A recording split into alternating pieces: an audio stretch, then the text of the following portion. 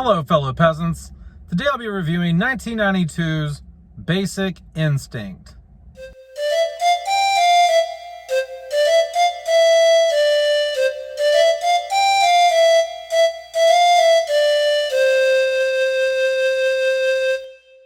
Alright guys, so I just got done filming my transfer review. I got the Lionsgate Steelbook, which is basically the same studio canal transfer of this film. So go check that out. I just posted that. Go watch that. But this is the film review. That's right, that's right. This came out in 1992, stars Michael Douglas and Sharon Stone. What's it about? Basically, Michael Douglas plays a detective who is on the case for a homicide where the main suspect is, she's a suspect in the murder of a rock star who got stabbed to death with an ice pick, and she happens to also be a novelist, and a year prior to the murder, she wrote about an old rock star getting stabbed to death with an ice pick while he was tied to the bed. And so the whole point is, like, she's like, well, the book gives me an alibi. Why would I be dumb enough to kill my boyfriend in the exact same way that I wrote in the book? I would be an idiot to do that. And so Michael Douglas also plays this cop that's, he's kind of an alcoholic. He's been on drugs. He's made mistakes on the force that have led him to have to go to like psychological counseling to help him improve his behavior and things like that. So he's on thin ice with the police force anyway, and he's kind of like a lost soul a bit in the film.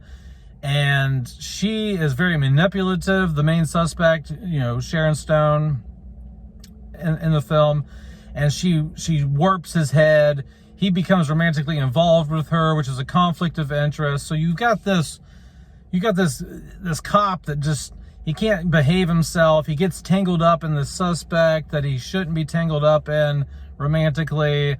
And she's very intelligent and she's very manipulative, and she gains his trust. And the whole time you're just trying to figure out, did she do it? Did she not do it? There's a red herring in here that they use the whole time. And so, but yeah, so what do I like? What do I not like about Basic Instinct? What I like about Basic Instinct is it's just a very smart film. It's a smart ass film. It's very tongue-in-cheek. It's very 90s. It's got attitude. It's got edge.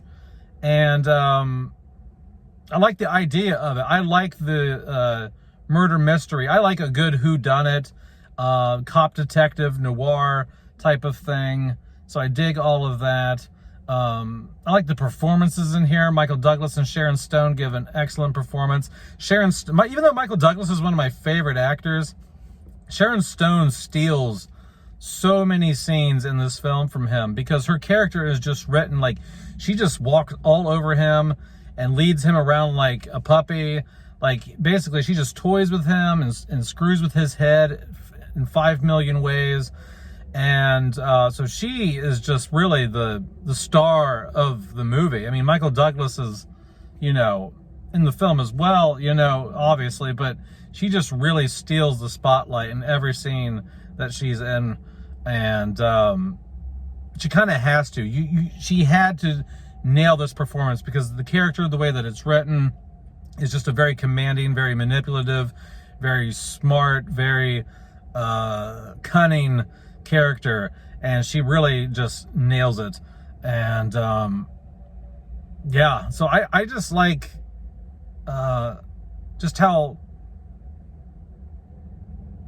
smart it is, just how well written it is, how the dialogue for its time was very edgy. The film is mostly, you know, this day and age, like over time the film has become kind of a joke about the interrogation scene and things like that. But the film is largely just a really good cop thriller, and the focus really isn't on all of the on the interrogation scene and things like that. You really like, to me, it's just a very good, like, murder mystery thriller, cop thriller. I don't see this as some, like, late night Skinamax or whatever you want to call it. So I really think the film is good. I think that it is highly underrated. There's a lot of people that I have found out that haven't seen this movie. It was a pretty big movie in the 90s. I think it's one of those movies where, like, a lot of people know of it, but they haven't seen it. I first watched this film back in 2006 or 7. I was like 20, 21 years old, somewhere around there. And I remember going, wow, this movie is great. Like, you know, because you just don't know where it's going. Like, you know, you're just enthralled with like her manipulating him and using him. And what's crazy about this film, and someone on Reddit said this, and I didn't realize it until I read this late last night after I watched the film, is you are kind of in the same boat as Michael Douglas, in the sense that, because you find yourself sympathizing with Sharon Stone's character, because there's moments where you're like, oh, she for sure did it. She for sure did it, because everything points to her. But then there's moments where you're like, I don't know, did she do it? I kind of like her. I feel bad for her. Like, it's such great writing, because you start becoming sympathetic towards her and being manipulated by her the same way that Michael Douglas's character is in the film. You know what I mean? And so it's great in that way, because there's also, throughout the film, there's a red herring that they keep throwing at you. Oh, it could be this person. It could be this person. And the more they do that, the more you're like, okay, well, now you're casting doubt on whether it's Sharon Stone or not. And the film ends with really no definitive 100% answer, really. I'm not going to tell you a whole lot, but I mean, it's left up to you to decide who was involved, how many people were involved possibly. And so, yeah, I really like the film. I think it's great.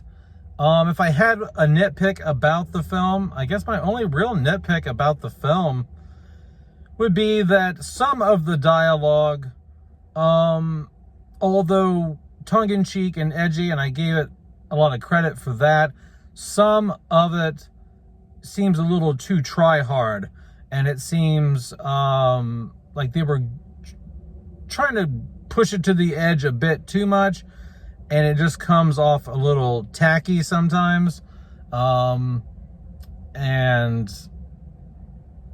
because by today's standards, this film is not risque or controversial or anything by today's standards. So when you can tell they're intentionally trying to push 90s buttons, you're like, yeah, that's cool, but it doesn't work now. So I don't know how to describe it exactly, but some of the stuff falls flat in the film in terms of its approach and whatever. So that's about it. It's a minor nitpick. I would give this film like an 8.5 out of 10. I really like it. It's my second favorite thriller of all time, next to The Game, also starring Michael Douglas. So, and I give The Game a fucking like 9.5 out of 10. So this is a great movie. If you've never seen Basic Instinct, go check it out. It is a good time. Yeah, that's about it, guys. Have a good one. Peace out. Bye-bye.